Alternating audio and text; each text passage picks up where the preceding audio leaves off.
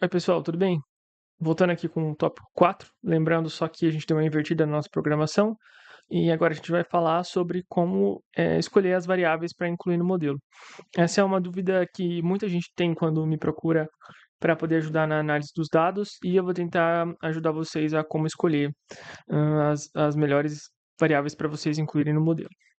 Então, eu só relembro vocês que quando a gente falou sobre a investigação univariada, um dos grandes problemas era que ele, né, não conseguia controlar para fatores de confusão e logo ele não refletia o mundo real. E uma das melhores capacidades, né, do modelo multivariado era que ele poderia controlar para essas covariáveis. Então, como é que a gente costuma escolher essas covariáveis para incluir no modelo?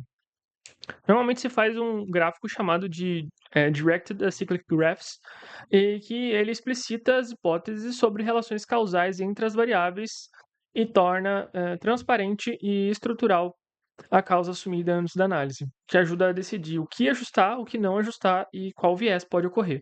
Então aqui a gente tem um gráfico da exposição levando ao desfecho e um confundidor, que ele atua tanto na exposição quanto no desfecho. E um mediador, que vocês conseguem ver pela setinha, que a exposição causa o mediador e o mediador que causa o desfecho.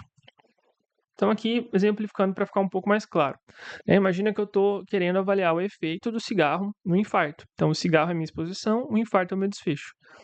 A gente consegue perceber que a idade ele é um fator de confusão, porque quem é mais velho fuma mais, normalmente, né? E quem é mais velho também tende a ter o maior infarto. Então, a idade aqui seria um fator de confusão. Já a pressão arterial, ela atua como mediador porque fumar aumenta a pressão arterial e a pressão arterial que causa o infarto.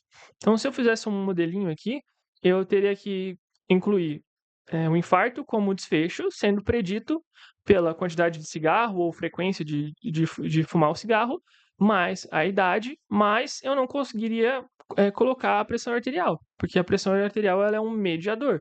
Se eu coloco um mediador dentro do modelo, então, na verdade, eu estou levando o efeito desse mediador. Isso vai fazer com que você tenha coeficientes errôneos, tá?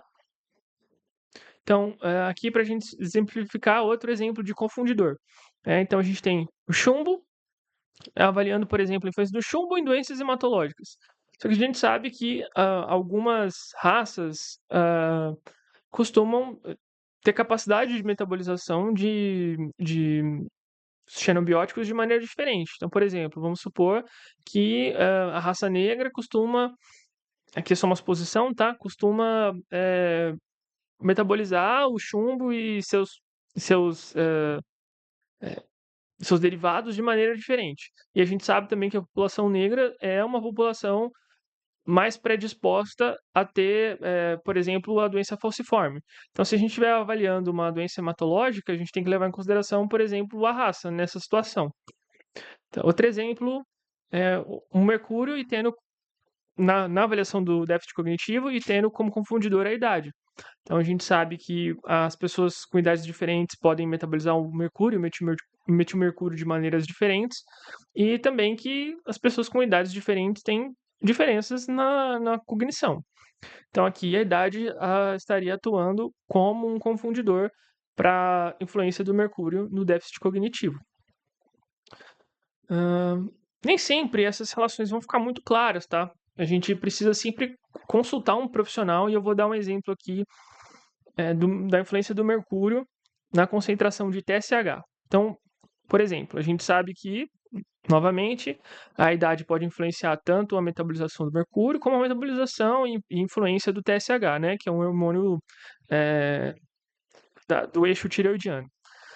E a gente tem também o iodo urinário. Então, assim, será que o iodo urinário vai atuar como um mediador ou será que o iodo urinário atua como um confundidor? Porque a gente tem que olhar na cadeia, né, de como é a hipótese de que o mercúrio age para saber se o mercúrio ele acaba atuando em alguma parte da cadeia que vai também alterar a concentração de iodo, né? Ou se não tem nada a ver, o iodo ele atua ali em outra cascata que não tem nada a ver com a que o mercúrio interfere, e o iodo poderia ser um confundidor, porque talvez esse iodo competiria ali com o mercúrio, ou na absorção, estaria relacionado à absorção tanto do mercúrio exposto como do iodo ali na alimentação. Então é uma coisa bem complicada, né? Eu sei que algumas pessoas que pediram para eu passar esse vídeo e vão usar o exemplo do TSH. Então a gente sempre tem que perguntar para um profissional ali que conhece mais da área e ver se essa cascata, se essa plausibilidade biológica faz sentido para essa nossa variável, se ela vai atuar como um confundidor ou se ela vai atuar como um mediador. E outro exemplo também que é complicado, né? Vamos supor que a gente esteja avaliando a influência do HPA, né, que é um aromático policíclico, no câncer. Só que a gente sabe que os HPAs, eles estão presentes também na queima do cigarro. E o cigarro também causa câncer, mas por outros metabólitos, né? Por outros compostos químicos que estão no cigarro, como alcatrão e outras coisas. Então, será que a gente vai utilizar o ato de fumar como um confundidor? Vai precisar de uma discussão muito complicada. Então, em resumo, para escolher as variáveis que você vai incluir no modelo, utilizar sempre o conhecimento da literatura, da plausibilidade biológica e da teoria. Então, principalmente olhar nos artigos, o que eles já acostumaram ver que tem relação, e para a gente escolher certinho o que é exposição, o que é desfecho, o que é confundidor e o que é mediador. Eu mesmo já não utilizo esses gráficos, né? Com o tempo você vai pegando prática e não precisa mais desenhar, mas eles ajudam bastante a gente ter um panorama geral. E lembrar sempre que o confundidor ele precisa estar associado tanto com a exposição quanto o desfecho, e que ele não esteja na cadeia causal atuando como um mediador. Beleza? Então, para esse vídeo é isso. Eu espero vocês no próximo e qualquer dúvida pode entrar em contato comigo ou colocar aqui nos comentários. Tá joia? Obrigado e até a próxima.